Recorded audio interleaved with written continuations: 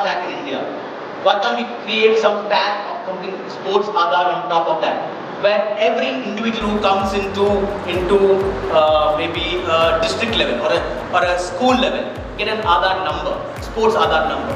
That becomes his Aadhaar sports ID throughout his journey till he becomes national international player. Where we had different experts from different fields with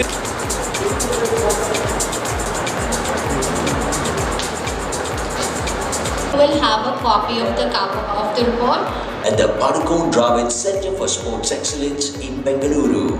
What sport can do for India and what India can do for sport, I think, is a really nice framing.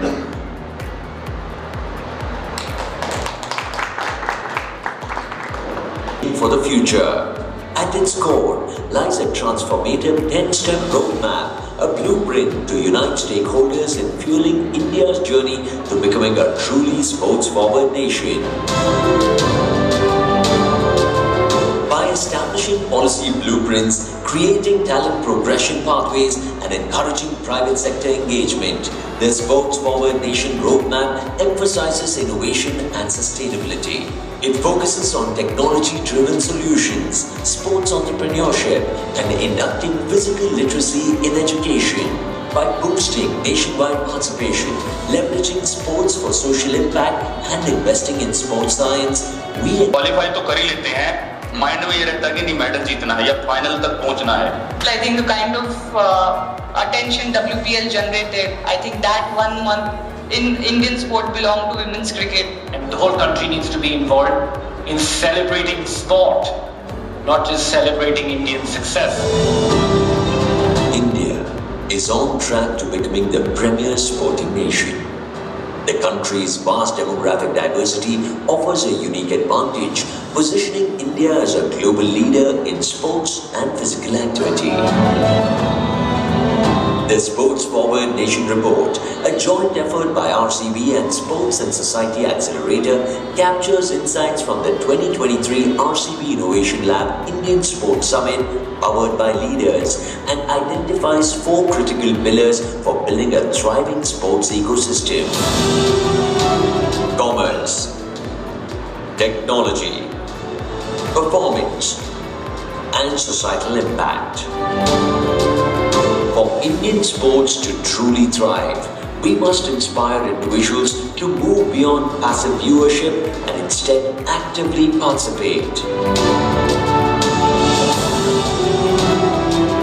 Strong policy framework, broad access to infrastructure awareness around the importance of sports for children. Sports ecosystem.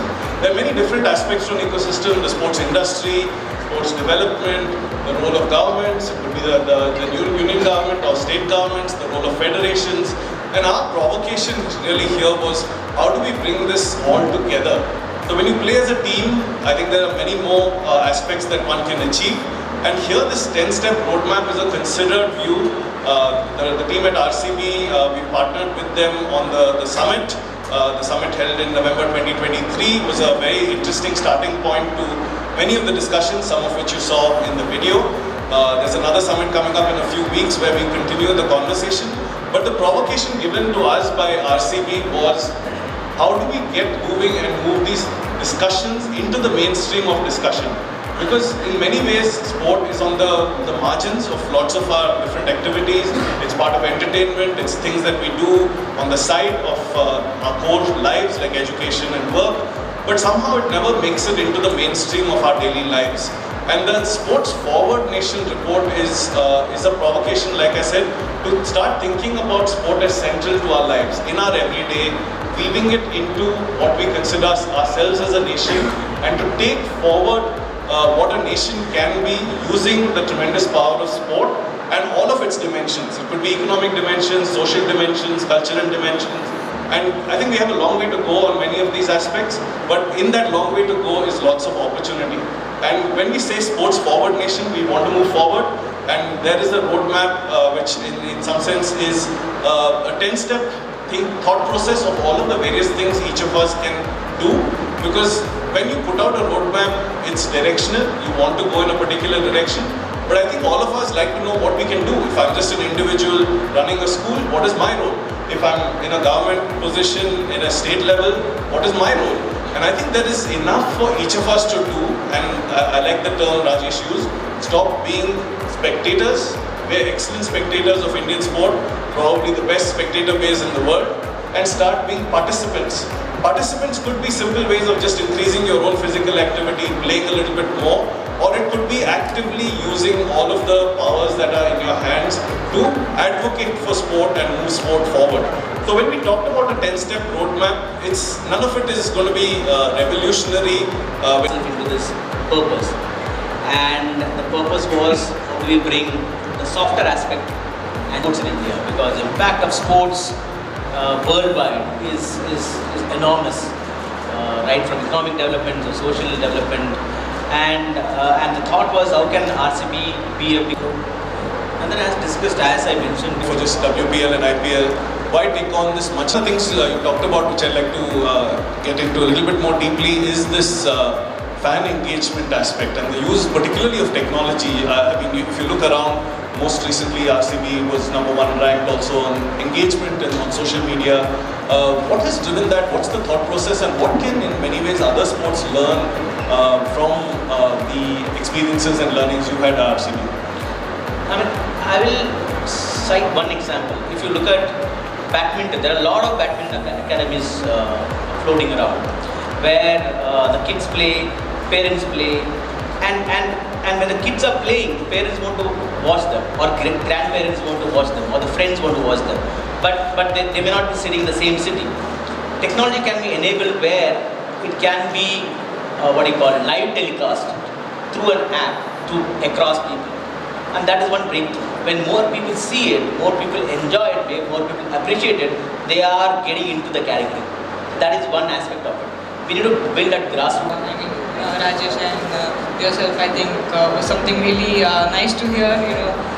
It's always good to see people investing in sport overall in India. So really positive signs for the country. I think sport, as you said, That with a system where you have scores across. Again, connect all the badminton academies and have a scores across, and that becomes a league at that level.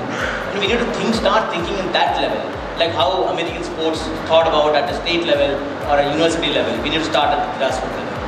Fantastic. And Smriti, if I may come to you, how much has sport changed from when you took up sport, I think you played with your brother a little bit in early ages, to a point at which women's sport was perhaps still growing, till being now front and center of sport through the WPL. Talk us a little bit through that too. when I started, I think whenever we say that nowadays we sound old, but yeah, when I picked up bat and ball, it was more to just do with my brother playing, and my father also had played. So to see, I wouldn't even talk about women's cricket. I think to just see women's sport evolve, growing up. I think when I turned 10 and 11, I think the first time we heard of Sania Mirza becoming an icon, and we all knew that, oh wow, there's a girl in sport, and that really inspired us.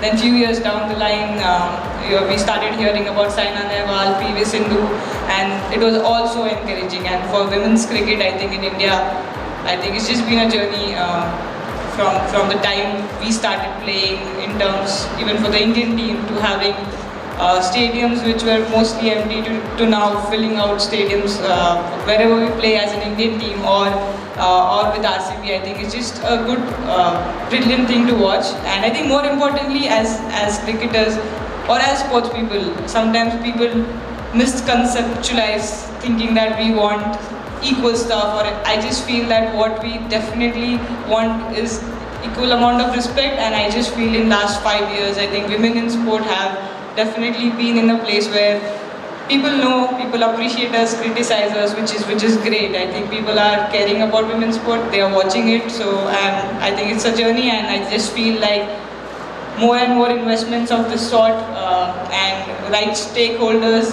taking right decisions for women's cricket and women's sport, it's only going to lead the way forward.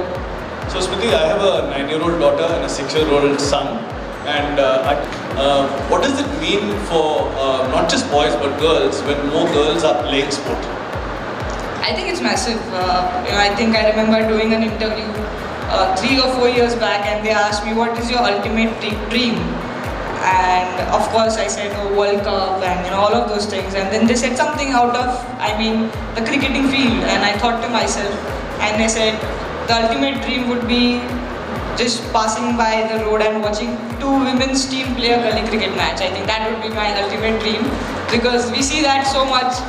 Guys play and all of that. Nowadays you see a lot more women participation in gully cricket as well. We see 2 or 3 girls playing with 10 or 15 boys, but I think the ultimate dream down the line would be just passing by in my car or anywhere, and I'm just watching two women team playing gully cricket. No professional sport, nothing. They're just enjoying the sport. I think that would be really cool.